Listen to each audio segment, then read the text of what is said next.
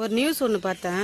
9வது படிக்கிற பசங்க ஒரு ஒரு பொண்ணுங்களோட நம்பரு, இன்ஸ்டா ஐடி எல்லாமே எப்படியோ கண்டுபிடிச்சி அவங்கள பேச ஆரம்பிச்சு ஏஐ மூலியமாக அவங்களோட ஃபோட்டோவை வச்சு நிர்வாணமாக ஒரு வீடியோ ரெடி பண்ணி அதை அவங்களுக்கு அனுப்பி, உன்னோட வீடியோ என்கிட்ட இருக்குது, நான் சொல்கிறபடி கேட்கலன்னா நான் இது சமூக வலைதளத்தில் விட்டுருவேன் அப்படின்னு சொல்லி அந்த பொண்ணுங்க அதை நம்பி, அதுக்கப்புறம் நீ அம்மனமாக வீடியோ எடுத்து விடு அப்படின்னு சொல்லவும் அந்த பிள்ளைங்களும் அம்மனமாக வீடியோ எடுத்து விட அந்த பசங்க அவங்க அப்பாவுக்கு அனுப்ப, அதுக்கப்புறம் அவங்க அப்பா ஸ்டெப் எடுத்துட்டாங்க.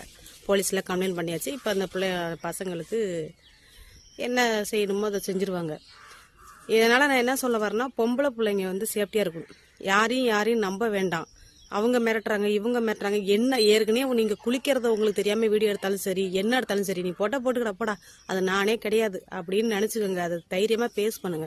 இன்னொரு முக்கியமான விஷயம், இந்த பெண்களுக்கு சமூக வலைதளத்தில் இருக்கிற பெண்களுக்கு யாருக்காவது இந்த பிரச்சனை வந்துச்சுன்னா எனக்கு இன்ஸ்டால ஒரு வாய்ஸ் அனுப்புங்க. எனக்கு இந்த மாதிரி ஒரு பிரச்சனை இருக்குக்கா, இதை எப்படி நான் பேஸ் பண்ணுறது, இதை எப்படி நான் கொண்டு போகிறது, எங்கள் வீட்டில் சொல்கிறதுக்கும் பயமாக இருக்குது, என்னக்கா பண்ணலாம் அப்படின்னு கேளுங்க. கண்டிப்பாக மெசேஜுக்கு ரிப்ளை பண்ணுவேன். கண்டிப்பாக பண்ணுவேன். எந்த நேரமாக இருந்தாலும் பண்ணுவேன். ஒருவேளை நான் தூங்கிட்டேன்னா மட்டும்தான் உங்களுக்கு ரிப்ளை வராது.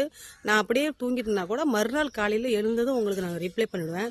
இனிமேல் பொம்பளை பிள்ளைங்க, எந்த பொம்பளை பிள்ளைங்களா இருந்தாலும் இந்த மாதிரி பசங்கள்கிட்ட லவ் டார்ச்சர் கொடுக்குறானுங்க, இல்லை இந்த மாதிரி பிரச்சனை பண்ணுறானுங்க, இந்த மாதிரி என்னை வீடியோ எடுத்துட்டு என்னை மிரட்டுறாங்க, என்னை அம்மனமாக வீடியோ எடுத்து விட சொல்கிறாங்க, இந்த மாதிரி எந்த பிரச்சனை வந்தாலும் தயங்க வேணாம், அக்கா என்கிட்ட கேளுங்க.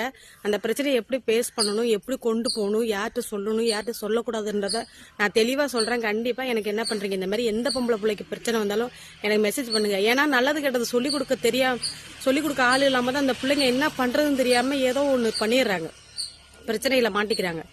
கண்டிப்பாக இந்த மாதிரி எந்த பொம்பளை பிள்ளையாக இருந்தாலும் பயப்படாதீங்க, எனக்கு மெசேஜ் பண்ணுங்கள், நான் ரிப்ளை பண்ணுறேன்.